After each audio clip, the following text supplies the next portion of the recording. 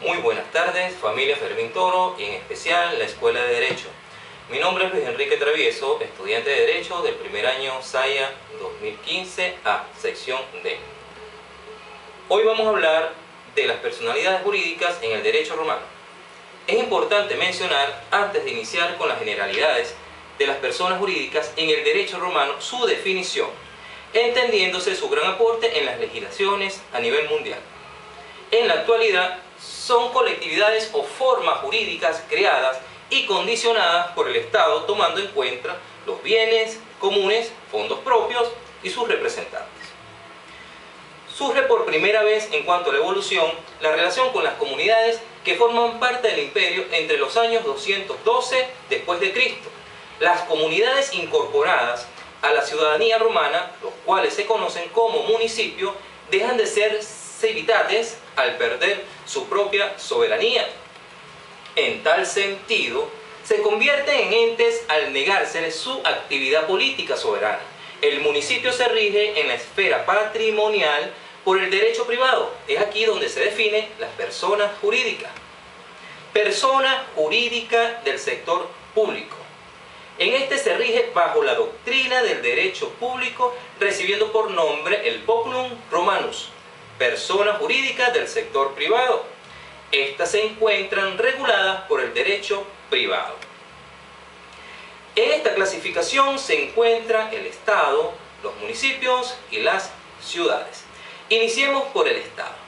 Este se emplea exclusivamente para designar a la población patricia, también llamada Populum Romanus, definiéndose como la colectividad política que representa al conjunto de ciudadanos y cuyos representantes son los gobernadores. Los municipios. Es con los municipios que nace el concepto, es decir, la fuente, se origina la personalidad jurídica. El origen de este término es el derecho romano, ya que este no había existido al inicio de Roma. En tal sentido, se conformó para un mejor gobierno de las sociedades conquistadas. Como bien es conocido, las ciudades que fueron conquistadas por Roma, las mismas eran autónomas en el derecho privado, pero se hallaban sometidas al derecho público, es decir, al Estado. Entre estas tenemos las corporaciones y fundaciones.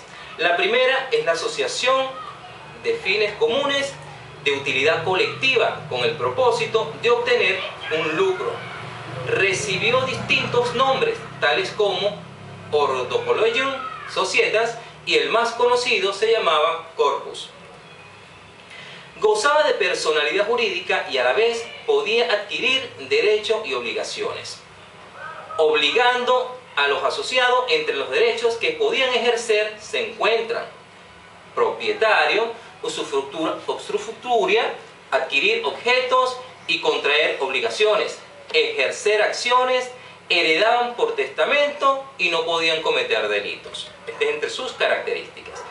Se refiere a las instituciones civiles en cuanto a las fundaciones eclesiásticas encaminadas a un buen objetivo de utilidad pública, cuya finalidad era ajena a toda idea de lucro, con el único propósito asistencial y piadoso.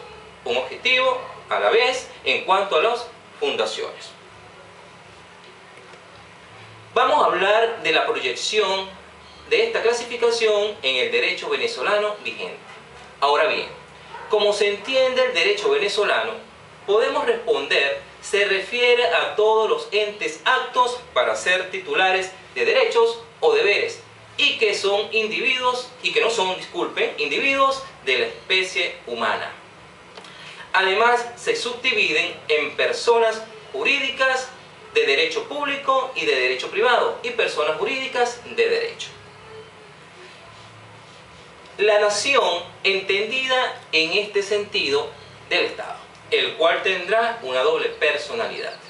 Las entidades que componen el Estado, los estados de la Unión, las municipalidades. Las entidades son llamadas entidades públicas territoriales, corporaciones territoriales. Las iglesias de cualquier credo católico ciertamente no requiere el reconocimiento por parte del Ejecutivo. La Constitución y demás leyes se le reconoce la personalidad jurídica internacional de la Santa Sede del Estado de la Ciudad del Vaticano. Es reconocida por nuestra Constitución. Otra son las universidades. En la disposición del Código Civil de 1942, en este momento no existían sino universidades del Estado, de modo que todos eran indudablemente personas de derecho público. Los demás seres y cuerpos morales de carácter público, ejemplos, los institutos autónomos. Las de tipo funcional, fundaciones. Atribución permanente y exclusiva de un conjunto de bienes a una finalidad, sin que existan personas que lo integren. Asociativa, asociaciones, conjunto de personas que persigue un fin común destinado a bienes para un fin de lucro. Nuestro Código Civil menciona 3 clases de personas jurídicas: corporaciones, asociaciones y sociedades. Corporaciones se constituyen mediante ley que regula su funcionamiento y predominan los intereses colectivos sobre los individuales. En cuanto a las asociaciones, requieren un elemento constitutivo de carácter personal y se caracteriza por ser gobernadas por sus miembros. Sociedades autónomas. Gracias por su atención y hasta una nueva oportunidad.